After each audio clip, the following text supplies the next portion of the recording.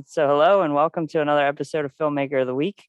This week I'm sitting down with Matthew Sommer, who has Greyhound Productions with their new film Rats. Sitting down with Matthew and the cast of that film today with me. Thanks everybody for taking some time to chat with me today. Thank you very much. Awesome. So I guess we'll start with you, Matthew. Tell me a little bit about the film, the goals, and how things are moving with it. Yeah, we're in post-production at the moment. We've got a first rough cut that obviously you've seen. And yeah, I mean, the synopsis of the film is that it's like a love story, but maybe coming towards the end of the love of this couple, middle 20s. And yeah, they've got a rat infestation in the house. But I think that kind of works more in the sense that things haven't gone right with the purchase of the property. They've just purchased together. And I think it's more the driver of the relationship breaking down more than being the sole focus point. Yeah, exactly. A nice allegory, so to speak. Yes, yeah. I mean, we don't see the rats. I mean, we hear them, we hint towards them. The character sees it at some point during the short, but other than that, the rats don't really come into the story. That it's what they're pushing, the couple being out of love. That's the kind of main thing. Yeah, exactly. So, Max and Bibi, love to hear, either one can start. Love to hear about how you came to be involved in the project. I'd worked with Matthew on the previous film, The Colour Of, and that was a lot of fun. And he just he asked me again. He keeps asking me to play these like downtrodden men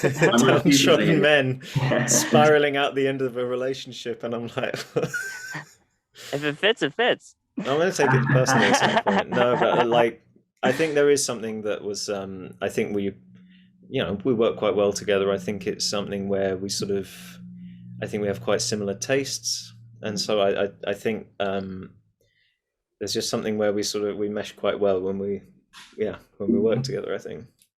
What I would say with Max is kind of with him, and it's the same with Bibi, but obviously I didn't know that. But with Max, I knew that I could I don't like there's a phrase, pussyfooting things, and basically not saying how you feel. And I think with Max, he takes direction really, really well. And, in the sense that I don't feel like I can hold back in any way. And, I feel with him, even if I were to turn around and say, which I haven't, Max, that just wasn't very good. I'm sure even then he would kind of take it on the chin and bring more to it. So I like that, but also I really, really needed subtlety for this film, real subtlety. I almost wanted the actors to do nothing at times.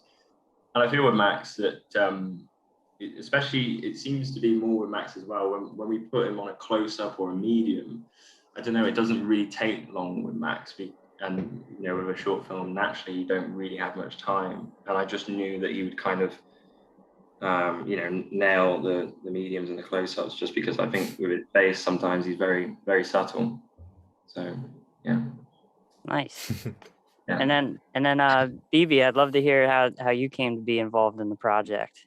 Yeah, well, I saw the casting was posted and there was a self-tape you had to attach to it. And it was actually what Matt was saying. It was basically, there wasn't a huge amount of dialogue. It was a woman like eating dinner with her, her boyfriend. And I was like, that is such an interesting self-tape. I've never, because usually it's like, do a dramatic Shakespeare monologue. But it was just like, just eat dinner. So yeah, I was quite like, all right, go on then. Quite intrigued. And then I met Matt and he was kind of talking about like the subtlety of it, and I was like, that's my favorite kind of acting for sure, is having that sort of super subtle, barely any dialogue stuff where you just have all the emotions on the face. So yeah, I thought it was pretty cool. Awesome. So Matt, I know last time we had talked on the show and everything, it was kind of leading up to this project. So I mean, what what was the road getting there for you? I mean, what were some of Yeah. the challenges getting it Yeah. going? Not too much fun. Never is. Turns out no one would like to fund a rat infestation film. Shock. I think I said that in the podcast. So I didn't mind that too much. I kind of know that my stuff isn't very sellable in general. But it was pretty stressful. I mean, it took 7 months to find the right location, and then Wow. you find the location, and then you worry that the owner of the property is going to freak out because they're not advertising it as a place to film. They're advertising it to stay. And also it's very limited because the house couldn't look that nice. You don't want to stay there, and that's kind of the point of the film. And so it took a while, and then luckily we got it thanks to the other man working on the projects with me, Dan. I mean, he's just got a great eye for these things, and I kind of gave up hope, and I was starting to, think, well, maybe we should compromise, because we were looking for a bungalow, and I was always very specific that I wanted a bungalow, and I almost had the film shot in my head anyway. So, I didn't want to make too many compromises, but I was also aware that we'd have to make some, but I wanted to get it as close to as possible. And I kind of gave up a little bit. But then Dan was searching on Airbnb, and he sent one over, and I remember messaging him back, and I had a little bit of a go at him, like a little dig. I was like, we're moving on from bungalows, move on. And then I looked it up. I thought, oh my gosh, this is amazing. It's exactly what we wanted. So that kind of kickstarted the project. We did 7 months of moping around, complaining, and then that kickstarted it, and we had a month, I believe, to cast and shoot the film. I mean, luckily, I had a really great DP who I spoke to really on with the project. As soon as the script was done, I sent it over to him, and he was on board, and he was focused on it, and we could kind of move quite quickly. And then we had like a scout day there, and we walked through the whole film, from A to B, every single shot. So we knew on the day, I mean, we were doing 15 scenes a day. Wow. And so we knew that we had to walk in there and just get that camera set up straight away, slight adjustments, and then just because we need to give as much time to the actors as possible as well. So yeah, that was good. And then we had a month for casting, and that was fun. With a few little stressful moments as well. So because it's a little bit of a gamble, casting. We worked with Max before. We worked with David, who's one of the supporting characters. But you're really taking a gamble with these people, and there's two gambles to it. There's one, my priority is, do I like them as a person, and are they going to like me as a person and work well with me? And then two, are they going to do well? Are they good actors? Are they good for the role? And it really is a gamble. I mean, part of that gamble was taken away by the fact that we met most of them beforehand. Well, that was really important. But also, it was the first time I said to the actors, listen, this is how I like to work, and also this is how short films are made. You got to work quickly, which of course they know. But I think I like everyone else would love to do 20 takes and have loads in the can, and it just doesn't work like that. You got to move quick. No, that makes sense. So I'd love to open up the floor to Max and Bibi here and ask kind of what was, for you, from the acting side of things, what was kind of the most challenging part of the film for you? I'd say, like, personally, it's just keeping it that still and not like every time you're having to sort of ramp back and check yourself, because this is basically, it's about a couple who don't talk to each other and don't communicate properly. Like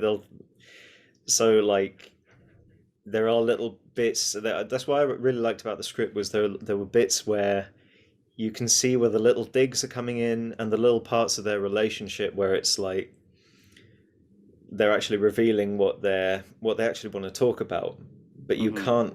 But they're so bad at communicating that they can't quite get into that. I think a lot of couples are like that as well. And Yeah, and it's just finding that subtlety, I guess, and not being forced to let the emotion take over. Yeah, exactly. It's How, frustrating, isn't it? Like uh, none of us really talk, and even the most perfect relationship, we just don't talk as much as we should, and I mean, relationships with friends as well. You bite your tongue sometimes, and I think that's Mm. why I kind of wanted to put on screen. yeah, exactly. How about for you, BB? What was kind of one of the tougher aspects of the production for you? I was going through all the scenes in my head, and I remember the one, I don't know why I found this scene so difficult to be natural in. But it was the best friend scene where she was sitting kind of like moaning about Tom to her mate. And I don't know why. I Maybe guess because we had 20 minutes to shoot it. That never helps. No, One long push-in shot as well. yeah, I did that all the much. technical stuff, all the movement, two people walking into the house, and 20 minutes to shoot it. Sorry to interrupt. Slightly chaotic, slightly, yeah, aside from that, that's a small blip. I guess it was the first time Lucy actually was really talking quite a lot and not at Tom as well. It's just a completely different character. Because I was so used to acting with Max and not having like being in that bubble completely. I was so kind of thrown by it. So yeah, I weirdly found that quite difficult. But and then I guess also the fight scene, but that's quite an obvious answer, isn't it? To sort of the emotion Well, that was like emotionally taxing, but yeah. yeah. That's a boring answer. So Yeah, I feel like that's the easy one to go with for sure. Well, kind of. We had a lot of technical stuff that needed to get done as well. It's one of those ones where everything peaks, and it's one of the more difficult shots that we had to do. So we were also going from like static camera to handheld, and trying to get it right every single time, and also keep the emotion up. So that was Max was lying in bed between all the takes, so he yeah, was there for a good like 2 hours. yeah. Yeah, I Trying was to gonna keep say, warm. what was the longest like film day? Like, how long did you guys go? It was probably that day. I'd say Yeah. We shouldn't most say for likely. legal reasons, but I think we no, I kept mean, it. I mean, yeah, you kept it quite like Right, on the yeah. line of where like legally it needed to be as well. So I don't think thank you, there were Max. days that were a bit more. No, but there was like there were days. I mean I've done like I was on a shoot once where we did a 24-hour day, and it Wow. just kept going on and on and on, and nothing had been filmed by 6 o'clock, but in the evening, and so like doing this is actually really nice because you're like there's a lot of stuff getting set up very quick, but I knew the team would be able to do it because I know how you guys work as well, so it Yeah. was really good. Yeah, I mean, it's I think, sorry, the longest, just to answer your question, I think the longest shoot day was maybe something like, I might be told I'm wrong, but I think it might have been 10, 11 hours at most.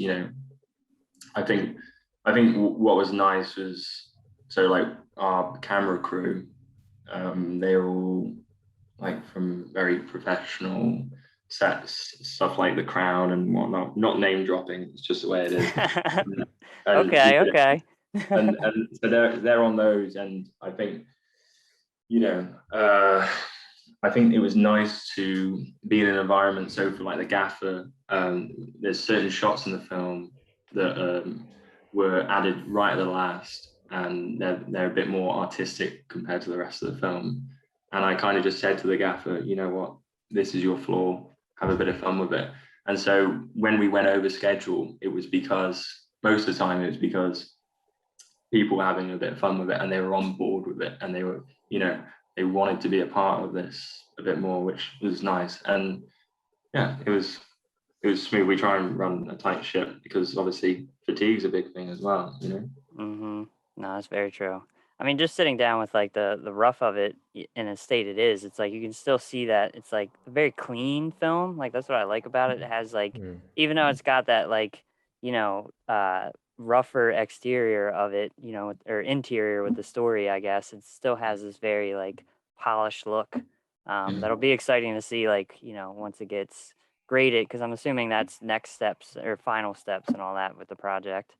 So we're actually very early into our post-production. So Yeah. what you've watched so far, you know, a lot will change still. I mean, obviously we haven't graded it. We don't have the music that we want yet, etc. But also just within the edit. So we bung that together, I think in a week. We've got our first rough cut. And we're Wow. quite happy with it, to be honest. And there's not much that can really change because most of the scenes were one shot. And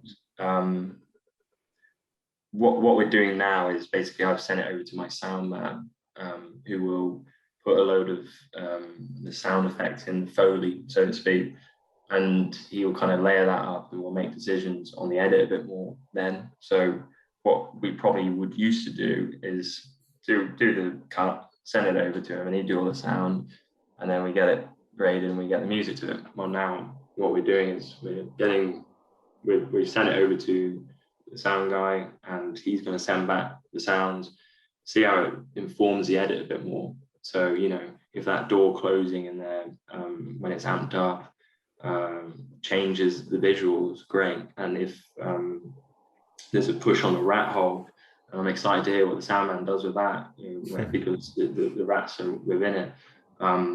You know, that might inform the edit. So, you know, we're at early stages, but yeah, grading and the music. What we also do when we edit is we like to put a bit of music to it. And so I was gonna send that over to you, send the music over, but I was like very specific on which one.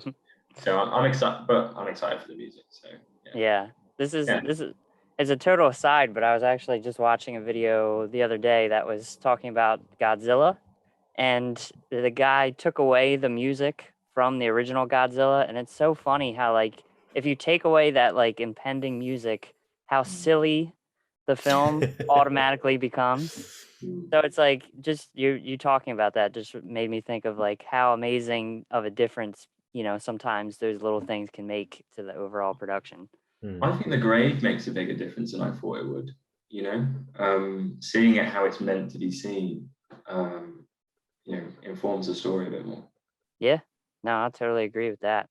I'd love to just open up to the floor here. You know, what were kind of some of the things that you've taken away since finishing up the project? Like, what kind of things did you kind of like learn from the production, or, you know, kind of get as a takeaway from everything?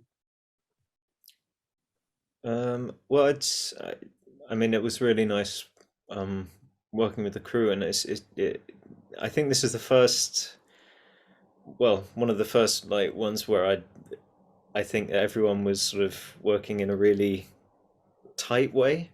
You always get like problems on sets and things, but I think uh, I've often, like, when I first got the film and I was like, we've got 4 days to shoot this. This is 30 pages long. So how is that going to work?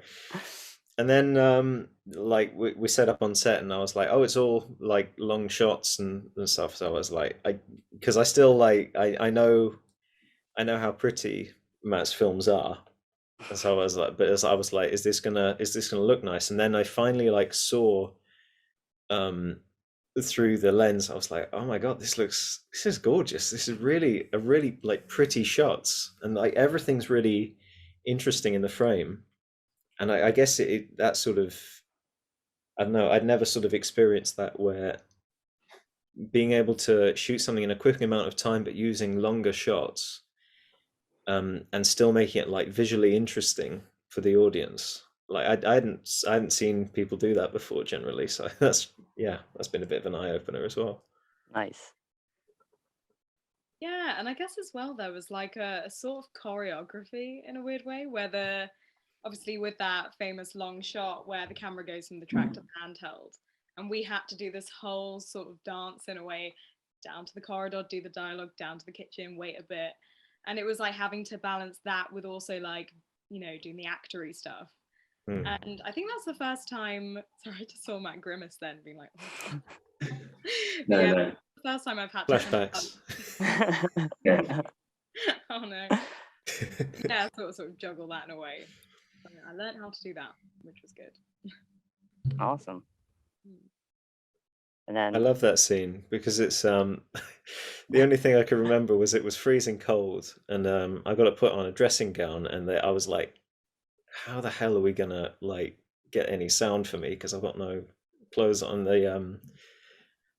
So they got a mic in the dressing gown itself, which I had to sort of put on in a way where you couldn't see it, see the microphone as well. I was terrified that I was going to mess up one of the shots by just having the battery pack fall out or something. yeah, exactly. It was great though. I think it Awesome. worked really well. I learned as well how to sort of almost do better. Sorry, I can't speak today. It's the wine. Whole glass of wine. Yeah, so sort of just really focusing on the subtle acting and also, I mean, I don't know about you, Max, but every time I do a new film, I try and do something different, like a different technique. 'Cause, I mean, well, every actor's critical of themselves. But every time I watch myself in past stuff, I'm like, oh God, I hate it. So I'll try a different sort of technique. And yeah, well, let's hope it worked. Sorry, Matt, if it did. It did. Well, then, how's this one? Yeah. Well, yeah, I'd love, so Matt, I'd love to hear, now that things are kind of coming down the pike and everything with the film, what are the plans with it as we're, moving forward with everything?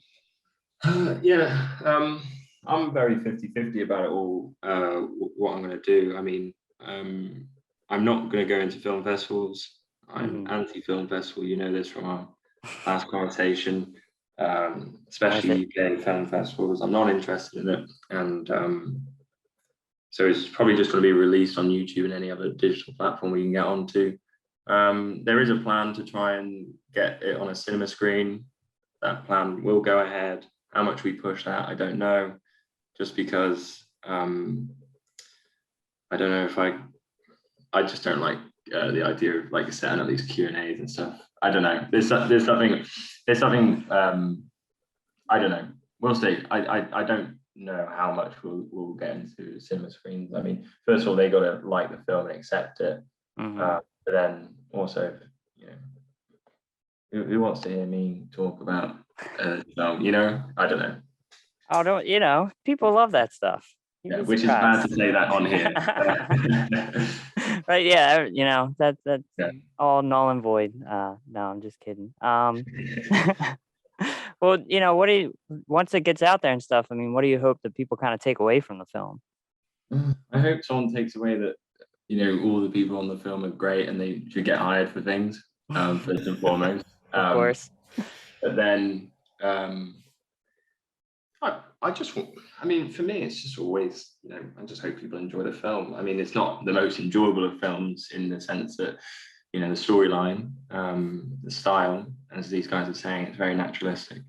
But I hope that they just, maybe have a respect for the short. And yeah, I want the actors, people to watch the actors and think that's the best we've seen them in. If they watch the show reel, they think, oh my gosh, that one, they were really good in. I want the DP to have his best short film with me, and the sound guy and the musician. I want them all to kind of blossom under me rather than someone else. Yeah. In a nice way. That's kind of what, because as we spoke last time, it's always for me, directing, filmmaking. It's not really about me, although my name probably is going to be the first credit because I decide to. But it's not about the filmmakers in terms of like my job really is to just bring all these talented people together, just make sure they're the right talent, and then on the day, these wonderful people are the thing that makes it tick. These guys, they brought so much to the project. There are moments where we did takes where I kind of said to him, go and do your own thing on it.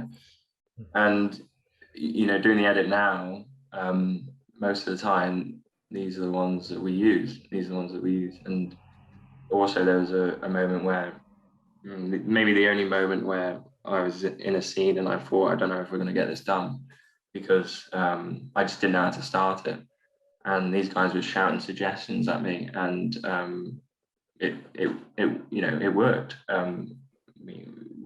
The scene had to change because we couldn't move the camera a certain way, but then also the scene changed because I think it was Bibi's suggestion in the end to do something a certain way, and it was perfect. And so they brought so much to that. It was brilliant. Nice. And Max, were you going to jump in on there for a second? Yeah, just what I hope people get out of it. I think people are going to be able to relate to it, especially after COVID. If you've been through through COVID and in a relationship, I think that's quite similar. I think people are going to be able to relate to that as well, because it's sort of, yeah, it's something that relating to having something external like reveal stuff about your relationship, and they've because people keep saying stuff about people breaking up during COVID and the divorce rate going up. I'm not I don't know whether that happened in the end. Everyone was speculating that it would, and I remember thinking, people aren't very sure about their own relationships, are they, or the state of people's relationships in general. Mm-hmm. So I don't know. I think people are going to be able to relate to this, and just just the idea of being in a relationship and having something external challenge it. Well, I think we had quite a few people on the film who had a rat infestation or mice infestation as well. Well, I think yeah, it's like fixing up a house as well. Yeah. Everyone's had something like mold or something, and it can, if you're in a house with someone else, and it can eat away at it. And there were like times when I was reading it and I was like, I can relate to a lot of this stuff, especially like having this sort of it sort of brought to light some stuff about me where I was like, I do try to downplay stuff about my house because I want my partner to be happy in this space and comfortable in this space, and that's obviously more about me than it is about them. So it's and so that sort of highlighted that for me as well, and I hope people can take something like that out of it as well. Yeah, that's very true. I'd love to get to the most important question of this whole thing, which is there has to be one, maybe I'm wrong, but usually there is on set. What was like the silly, goofy like moment on set? I know there has to be at least one. I know this is a tough question. I know. I mean, if it was a tight ship, then kudos, but if there's like, I always love to hear about like the goofy moment on set. I do remember the just the house falling apart on us. Oh, well, there's that, yeah. Yeah, I mean, look, Matt, you go ahead, because it looked like when we were doing the life imitating art. When we were doing the one shot, someone had forgotten to move basically we had the shape of a rat on the kitchen side, and basically it was meant to be like a thing of it was eating in the dark and we wouldn't actually see the rat. We're not going to see the rat. So then we had to put it at the start of the film and at the start of the scene, and then we do all this other thing in a different room, come back in, and it's meant to have moved and been replaced by the rat's wee, and the person forgot to move it from the side, and we just walk in. The camera guy didn't realize until he got up close that the rat hadn't been moved, so this just fake rat was just sat here on the camera. It looked awful. So maybe that was, I was so angry when I came in as well. I'd built myself up to this place, and I was like I've always been taught to keep going regardless of what happens, because you might get something good out of it. Mm-hmm. And I was like, what the hell do I do with a toy rat sitting on the side of the counter? I was like, do I turn to you, keep the scene going? Like, what do I do at this point? Yeah, I mean, there's really not much you can do with that one. That's a toughie. So yeah, so as we sort of wind down and everything, of course, I always like to have all the outreach links and stuff like that in the description of the episode. But love to get it out on air too. Like if people want to kind of reach out on social media, like what are kind of the best avenues for everybody? Can I just say one thing before we Yeah, wrap up? of course. We're talking a lot about this one shot scene, and I remember afterwards the crew all turned around to the actors, Bibi and Max, and said, amazing acting and everything. And I agree, of course I agree, but what I've seen in the edit and what I felt on the day as well was that there was other scenes where not much happened in terms of action and not much happened in terms of conversation or anything, but the acting of those two when they had to do almost nothing, those are the moments for me where the crew should have turned around and gone, what amazing acting, because it was exceptional at times seeing these two do nothing, and they were just so good at it. They were so good at it, and It's tough. Yes, people like a scream though. I've noticed this. People love acting when you're screaming your head off there. But honestly, there were certain scenes where, my favorite scene in the film is they just sat at the table eating dinner, and then eventually Bibi leaves the room, and I just thought from both of them it was really wonderful, and that's what I love about working with actors. Those moments, that was great. But anyway, the social media stuff for our side, Greyhound was we've got an Instagram page. I think it's Greyhound_films. We've got obviously you can check us out on IMDb, YouTube, Greyhound Film Productions. I think it's Greyhound Film Productions. Or Greyhound Productions for YouTube. Obviously, we'll put it in the article. And then, yeah. And then for Max and Bibi. Oh yeah. Well, you can find me on Instagram and TikTok at Max Easton Actor. I've got off most other social media after this last couple of years, but I'm an Instagram fiend. It's Bibi_Lucille. I'm on it 24/7, as you guys know. And yeah, I'm on Twitter, but I tweet crap, so. I'm the same. I love Instagram, and I'm rarely on Twitter, so I totally get that all the way. But yeah, no, go ahead. No, I just said Twitter's a war zone. It's one bad sentence away from everybody fighting for sure. Yeah. But seriously, thank you guys all for taking the time to sit down with me today and talk about the film. This has been great, and I'm really excited to see it progress and get out there for everybody to check out. Thanks for having us. Thank you. Yeah, of course. It's been a pleasure. Thank you. Of course. By the time this is out, there should be a trailer to go and watch. So we'll attach all that and whatnot. So yeah. Yeah, exactly. We'll make sure it gets out there for the masses. And yeah, so thank you to everybody out there again for listening to another episode of Filmmaker of the Week. We'll catch you next time.